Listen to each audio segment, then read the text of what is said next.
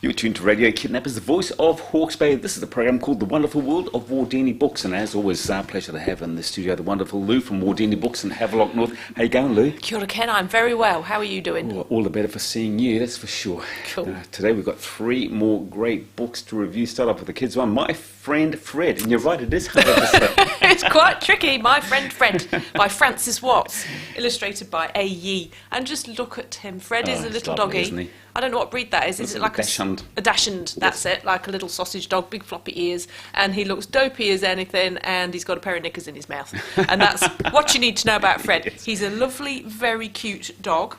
And it's the friendship that's the issue here. That's the nice thing. So my friend Fred eats dog food for breakfast. I think dog food is disgusting.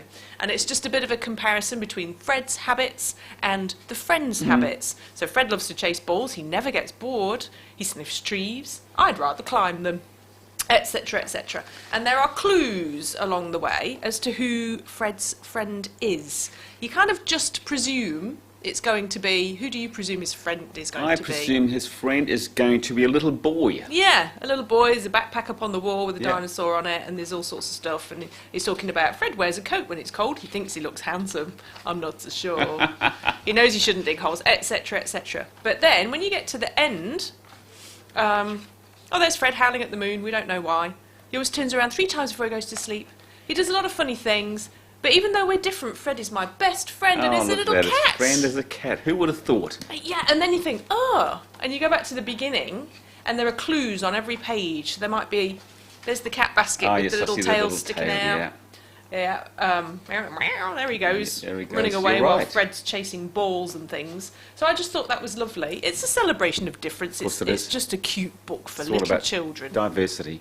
Yes. Indeed. And our next book is called The Invincibles, and that's like a cartoon program or a movie called The Invincibles, isn't it? There is one, isn't there? That's right. Yeah, the films. Yes, the yeah. films. But this is a Kiwi author, Peter Millett, illustrated by Miles Lawford, and this is it's got my sunglasses sticking out as my bookmark because I want to read you a funny part.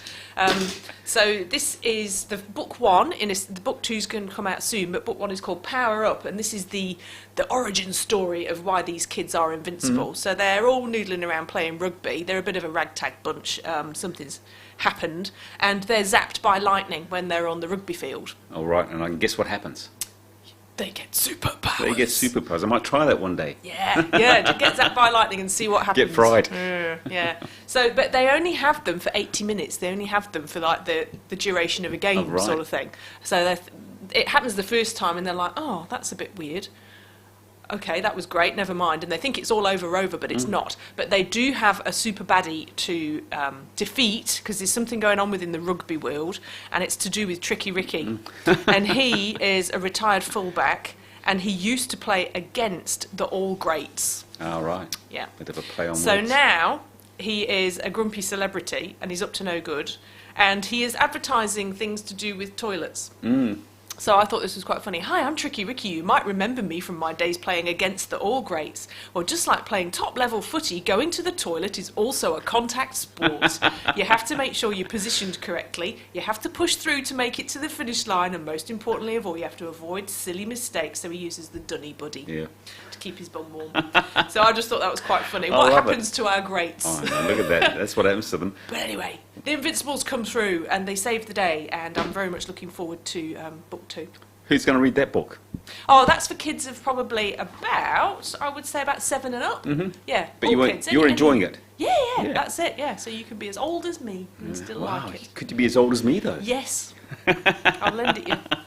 And our last book we're going to talk about is called Whatever It Takes. Yes, this is a New Zealand thriller by Paul Cleave. He's does very well in New Zealand and the international market as well. And this one is set in America. It's kind of, I don't know where, it's a beautiful sort of almost Canadian rocky foresty landscape, acacia pines. And our hero is Deputy Noah. And right at the beginning, he saves a 7-year-old girl who's been kidnapped, but his methods are really unorthodox. He nearly kills the bloke trying to get the information out of him. He knows that this bloke knows something, and he beats the bejesus out of him. And so, but he saves the child, this little girl, and but it costs him his career and it costs him his marriage. He's married to a lawyer who's not impressed, but you know, he can kind of live with it. He goes away. He's kicked out of the town because the bloke that he's beaten up is also the sheriff's son. Complicated. Yep. So he's run out of town.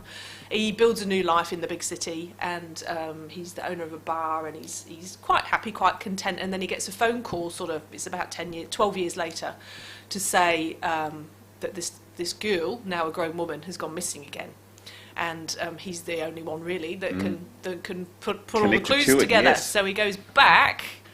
Everything's changed, you know, people have changed. His ex-wife has got married, she's got children with somebody else. It's all very complicated, but it's all really about him putting the clues together for now as to what's happened to this girl, and how that connects to 12 years ago when she was a little girl. And it's very atmospheric. Paul Cleave's got a really cool turn of phrase. So some of his phrases are really funny and clever and descriptive. So every bit as good as any of your Lee Childs or anything like that. Out of 10, what would you rate it? It's a good 9 out of 10. 9 out of 10. It sounds like it'd be a great movie.